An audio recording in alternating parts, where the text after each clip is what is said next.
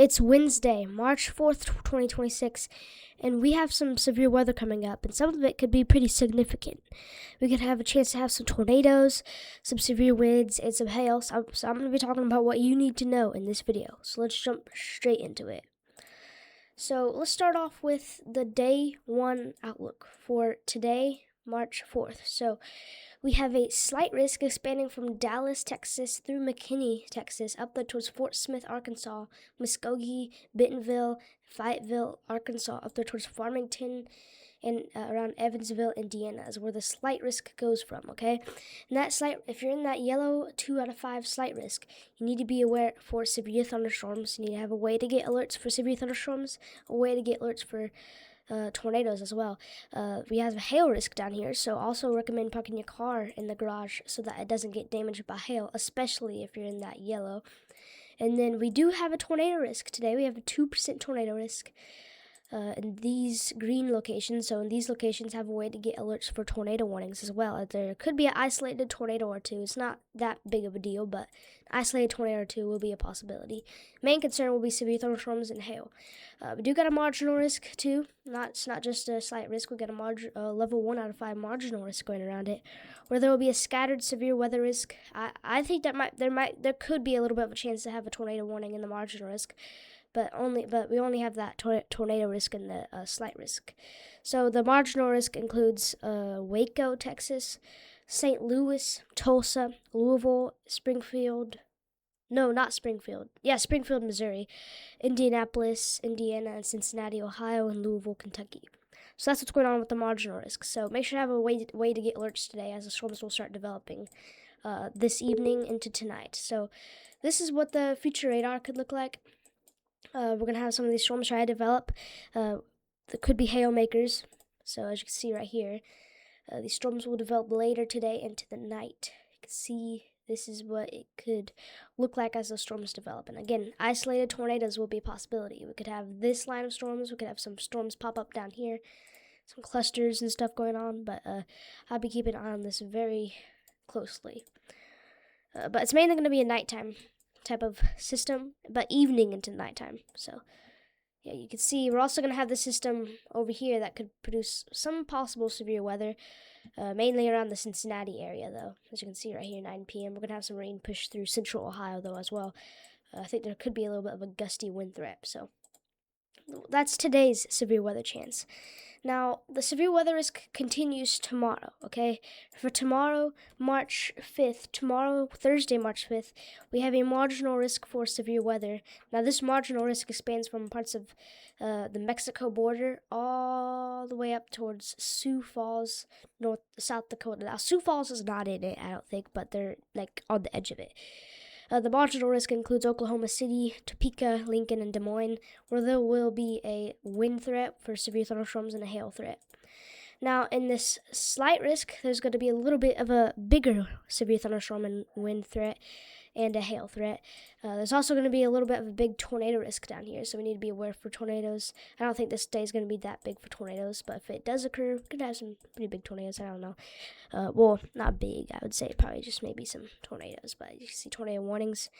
We got wind risk over here as well for possible severe thunderstorms. So that's for tomorrow, Thursday, March 5th. We got to be watching this day as well, as we're going to have some storms out there pop up from evening into the night time. And then this is when it gets really concerning for Friday, March 6th, where we do have a enhanced risk for severe weather instead of that orange. So like you need to have a way to get alerts, especially if you're in this orange. We could have a severe weather outbreak during this day, meaning that we could see a lot of severe thunderstorm warnings out there and a lot of severe thunderstorms. So if you're in this orange area, this includes parts of Oklahoma City, Norman, Tulsa, up there towards Topeka and Kansas City. Also includes St. Joseph and Chillicothe, Missouri. I don't know if you guys say it Chillicothe or Chillicothe. I don't know how you guys say it, but we got the marginal risk. We don't have any tornado risks or hail risk or wind risk out yet because this is day 3. Make sure to have a way to get alerts in there. I think this could be a pretty big tornado day, but I think the main concern is going to be severe thunderstorms and hail. We do got a slight risk going around it though too, which this would include parts of northwestern Illinois, parts of northeastern Texas, up there to parts of Oklahoma, parts of eastern Kansas, up there towards Des Moines and Dallas and Springfield and Chicago, and those locations are in the slight risk. So severe weather is going to be possible on Friday in those areas. Then we got a marginal risk going around it, which this one is pretty big.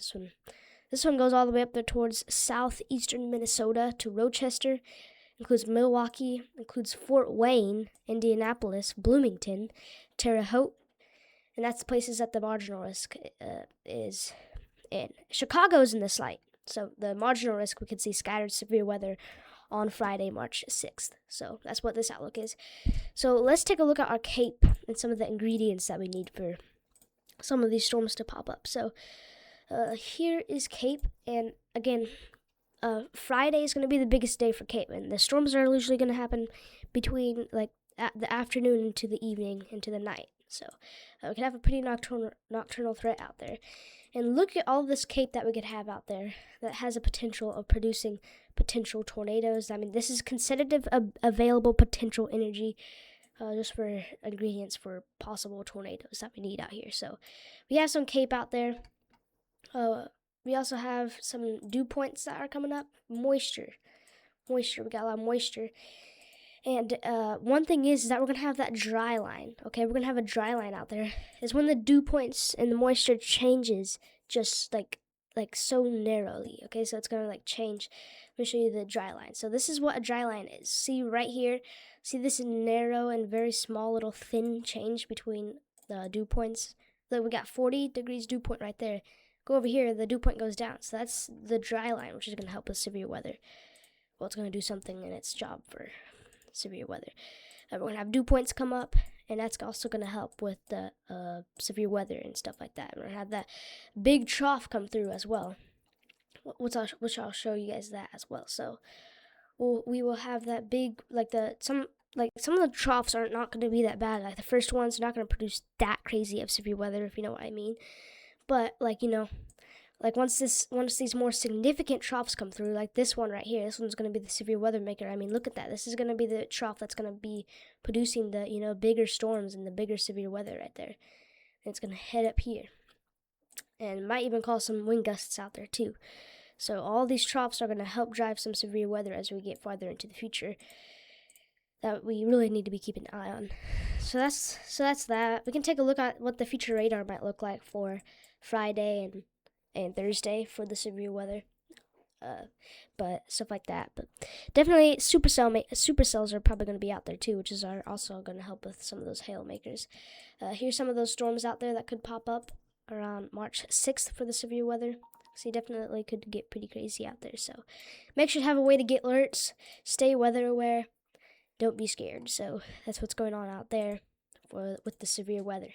So you guys probably want to know about some of the rain, maybe excessive rainfall. How much rain are we going to be getting out here? Today we might have a few scattered showers out in these areas, maybe even a few thunderstorms, like the ones that aren't that severe. Again, the severe ones will be later. But as you can see, we do have a excessive rainfall outlook. Let me see if I can show you guys that. Excessive rainfall. So we are expecting excessive rainfall if you live inside of this green highlighted area. This is a marginal risk for excessive rainfall. This goes from Jefferson City through St. Louis into Bloomington, Indianapolis, Indiana, over there into parts of Ohio, Columbus, Dayton, into Morgantown, West Virginia, where there is going to be a flooding chance today. Not that crazy though. Low-lying areas, we could see a little bit of flooding, as we're going to have pretty much like a lot of rain out here today. If we check out the future radar, it does show some showers out here. I'm pretty sure we already got like some flood watches and stuff out here. But you can just see the amount of rain that we could be getting out here. And then this takes us to the above average precipitation that we are expecting to the United States. So above average precipitation is likely. So let's check that out. So here is the Climate Prediction Center. You can see we are expecting above average precipitation, especially if you're in this area for the next 6 to 10 days. Now this could cause flooding problems, but it's going to help with some of our droughts that are happening in some of these places. This is expected to continue for 8 to 14 days, and then the 3 to 4 weeks. Definitely a lot of precipitation out here, but we'll get more updates as they update this outlook. Now this takes us to the temperature. Yes, above average temperatures for the United States. Warmer. It's going to start warming up.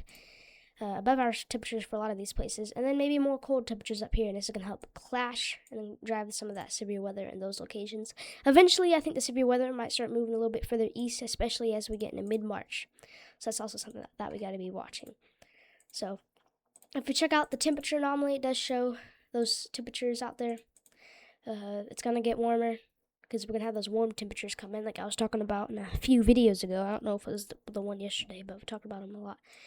Warmer temperatures coming, guys. We could see a little bit of lingering cold, but still just a lot warmer temperatures trying to stay here. I'm watching March 12th, though, just in case. We might get a little bit of cold temperatures coming. Watching March 12th just in case for more cold temperatures. But definitely warmer temperatures trying to stay here throughout March. It's going to continue trying to get warmer, but we're going to have some snow, some sneaky snow try to get through here sometimes up there in parts of the northern United States. So, yeah. Make sure to be staying weather aware, have alerts on, have a way to get alerts and everything. And I'll see you in the next video. Stay tuned and I'll keep you guys updated. Have a wonderful day. Bye.